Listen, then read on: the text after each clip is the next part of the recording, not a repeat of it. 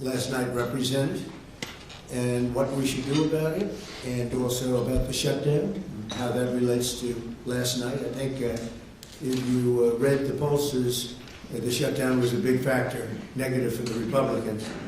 That was a big factor, and they say that I wasn't on the ballot was the biggest factor. But I don't know about that, but I was honored that they said that. And I just want to thank everybody for being here, and a very special thanks to Vice President J.D. Vance, who's doing a terrific job.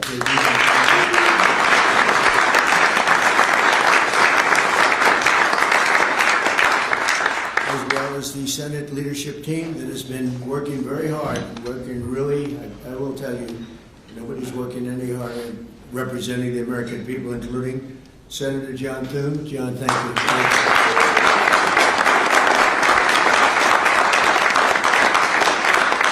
Senator John Barrasso. John, thank you very much.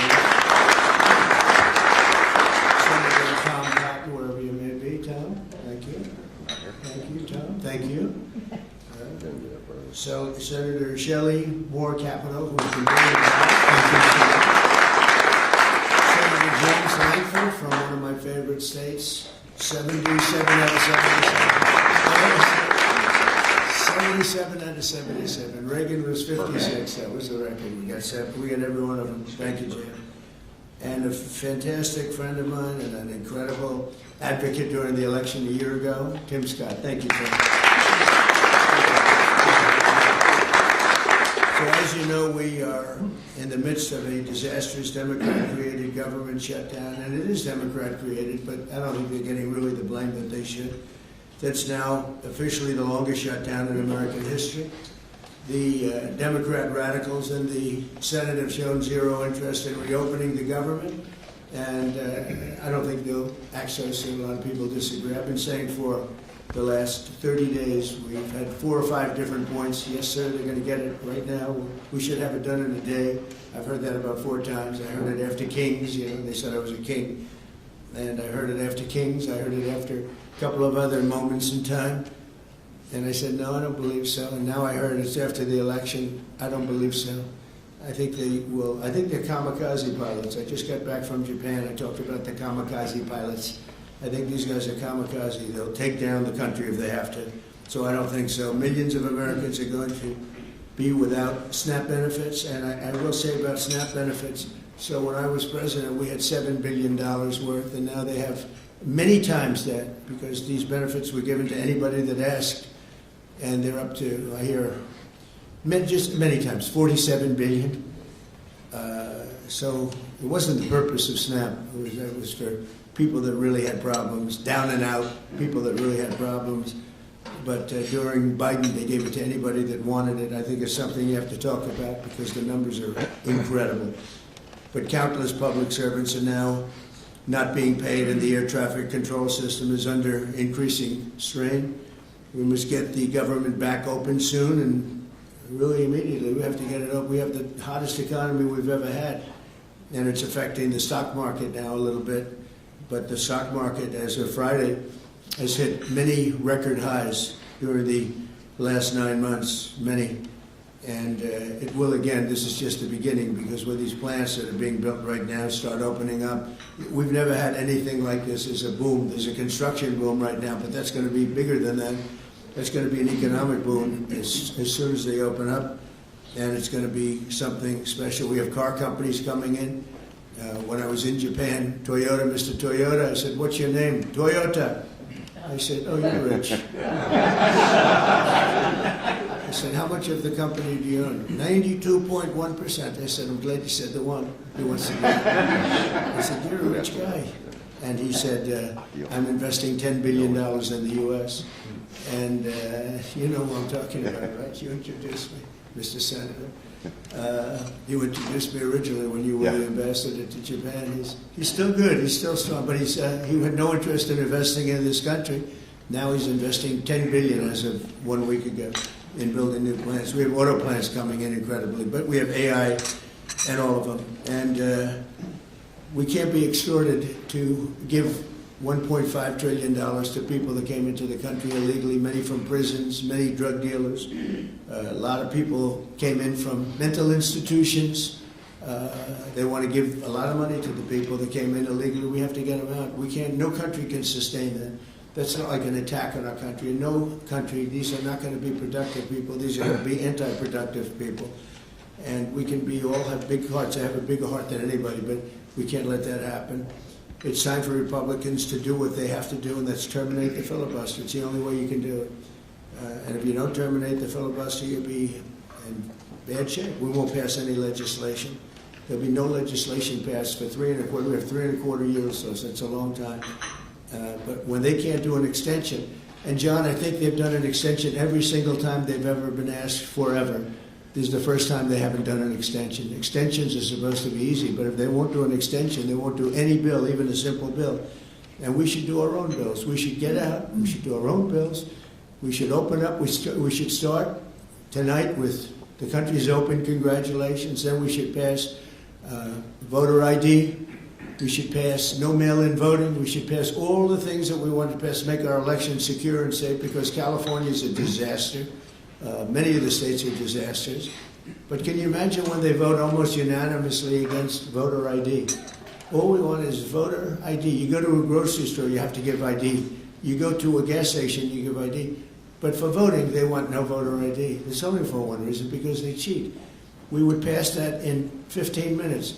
If you don't get it, you'll never pass that. You'll never talk about mail-in ballots. Mail-in ballots make it automatically corrupt. If you have mail-in ballots, automatically it's correct. Even Jimmy Carter, they had the Carter Commission after he got out of office, and he had a group of very distinguished people, Democrats and Republicans, and they passed, they recommended things take place. It was a long time ago.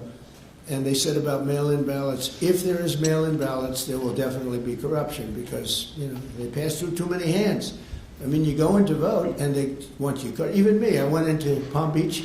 You go in to vote, they want your card, you're this, you're that. They say, I'm sorry to do this, sir, but I have to look at your identification. I said, that's all right. I love that. But, you're really not going to get away with much. It was very, very professional and very good, and the way it's supposed to be.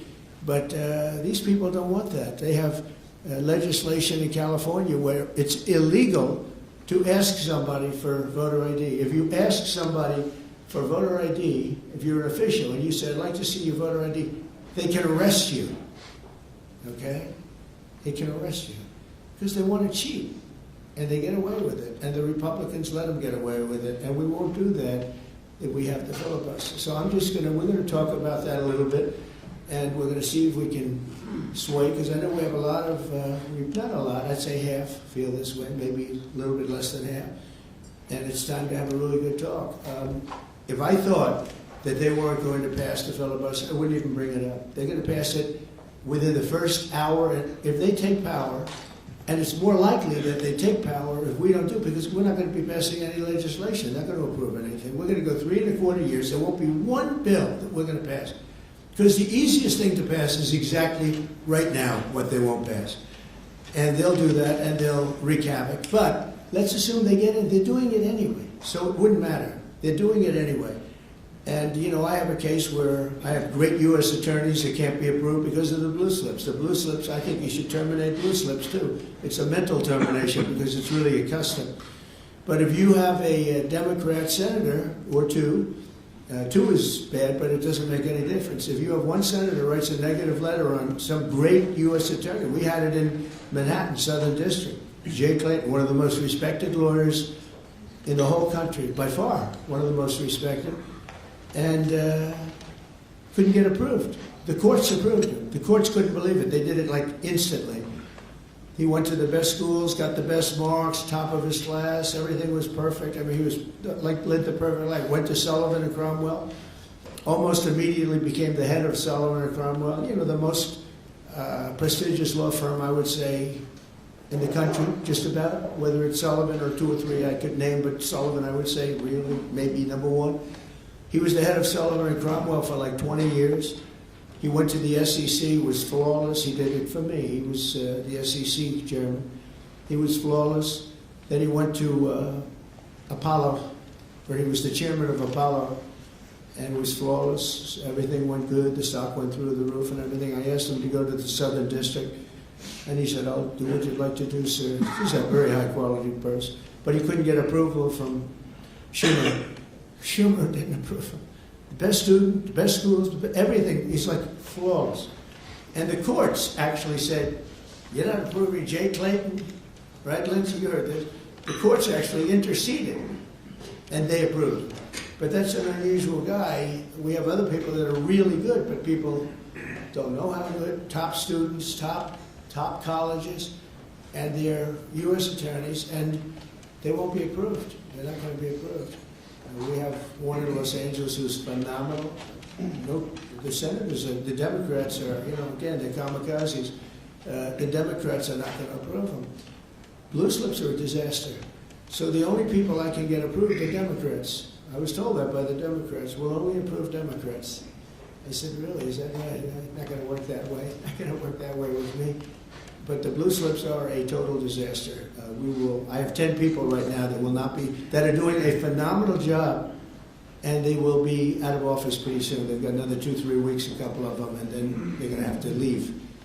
And it's actually a blight on their record because, nobody knows why they left, but it looks like they served 8 weeks and then they had to leave. But they're not going to get the approval because the Democrat, radical left, lunatic senators are saying you can't, we're not going to approve you. And if we're not going to approve you, I had actually one Republican who got 2 great letters, but it turned out that he was a rhino, but that was a nice term for him.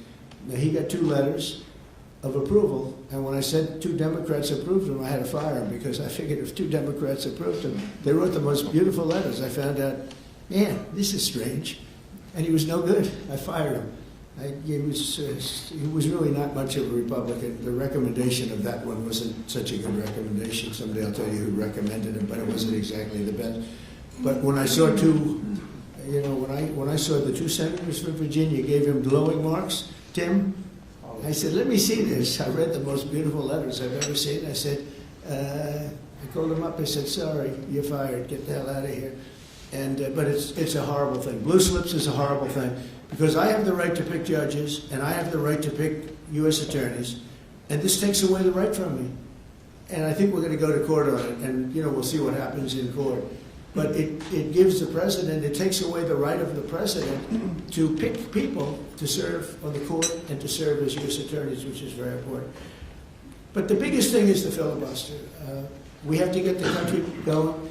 We will pass legislation at levels you've never seen before, and it'll be impossible to beat us. By the way, if they do, they're going to do it anyway, and they are going to immediately do the filibuster. And when they do the filibuster, they're going to pack the court. They want at least 5 justices. Now I hear it's up to 5. I actually heard up to 7 and up to 9, okay? They want new judges. They want to pack the court, and they will do it in the first day, maybe the week. Maybe they'll slow it down because there's no reason to rush. But they'll do it the first week. They'll vote on this, and I have friends over there that are Democrats. I'm close to a lot of people. And I asked them about that because some people say, well, maybe they won't do that. I mean, they destroyed the career of Manchin and Sinema, and they got them out. They were the only objectors. Nobody else is going to object. They're going to do it the first day. They're going to pack the court. They're going to make D.C. a state, and they're going to make Puerto Rico a state. So now they pick up 2 states. They pick up 4 senators, okay? You think you have problems? They're going to do all of the things. They're going to pick up electoral votes. It's going to be a very, very bad situation. And it's done. It's done. As soon as they attain power. Now, if we do what I'm saying, they'll most likely never attain power because we will have passed every single thing that you can imagine that it's good and all good for the country. And there'll be no reason to. If we don't do that, people say they're not doing much and they're in power. So the good news is we did the great, big, beautiful bill, and it's the greatest thing we could have done. And the smartest thing with John and our Speaker of the House, who's so good, Mike Johnson, we did all in one bill. If we didn't, John, it would be a problem because we would have gotten a small piece passed. A lot of people wanted to do that. A lot of people in the room wanted to do that. They went along with me and John and everybody, and we got this thing passed. Honestly, it's 4 years worth of goodies. And no tax on tips, no tax on Social Security, no tax on, think of it, no tax on overtime. It's an unbelievable tax cut for the workers and for business, where business is going to create jobs, and we are. We're creating jobs at levels that nobody's ever seen before. All these things are good. We have to be able to get the word out. If we don't get the word out, we're making a very big mistake. So I have this long, beautiful, and very boring speech. I won't bother anything. But because we can just start talking, and I think it's very important. We have to get the country open, and the way we're going to do it this afternoon is to terminate the filibuster. And it's possible you're not going to do that. And I'm going to go by your wishes. You're very smart people. We're good friends. But I think it's a tremendous mistake, really. It would be a tragic mistake, actually. It's time. It's time. If I thought they weren't going to approve, I'd sort of be with you. Be fine. I'd be neutral to with you. But knowing that they're going to pass it as soon as they get any semblance of control, they'll pass it first thing. Then it's like we have to do it first. And we have 2 years, and we'll end up with 2-3 years, and we'll have this country so perfect. We will have passed more legislation than any Congress and any group of senators or a group of congressmen. And we will get it through. They'll send it to us. We'll send it to them. It'll be a beautiful machine. Otherwise, we're just going to sit around and argue with these people all day long. And they're highly unrealistic. Highly unrealistic. Many of them are radical left subversives, frankly. So I want to thank everybody, and we're going to talk, and I want to thank the press for treating us so really well for that foreign trip. It was an amazing, we had just an amazing meeting. Don't forget, 2 months ago, it looked like the whole world was in trouble over rare earth, and that's no longer even a subject that people talk about. It was all worked out very quickly. Without tariffs, I couldn't have done it. I put a 100% tariff on China. As soon as I heard it, within 20 minutes, I put a 100% tariff on China. When President Xi, who's really a friend of mine, as much as he can be a friend, he's a tough man. He's a tough man. Smart man, actually. Very smart.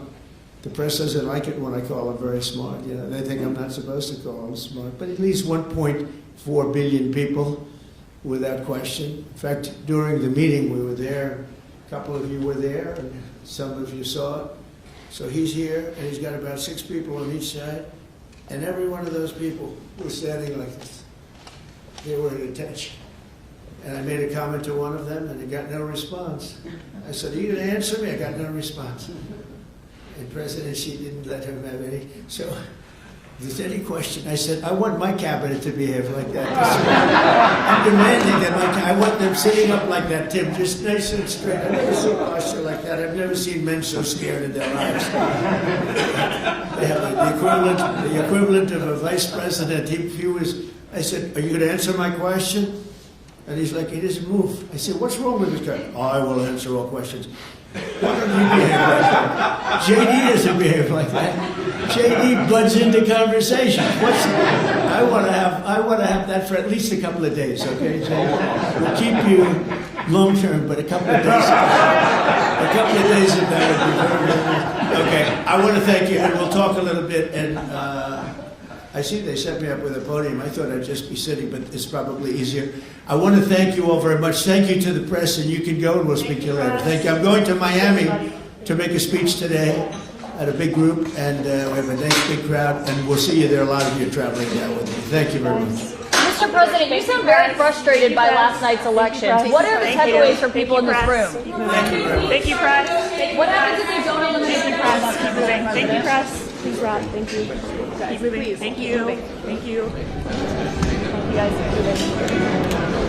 Moving, guys. Keep it going.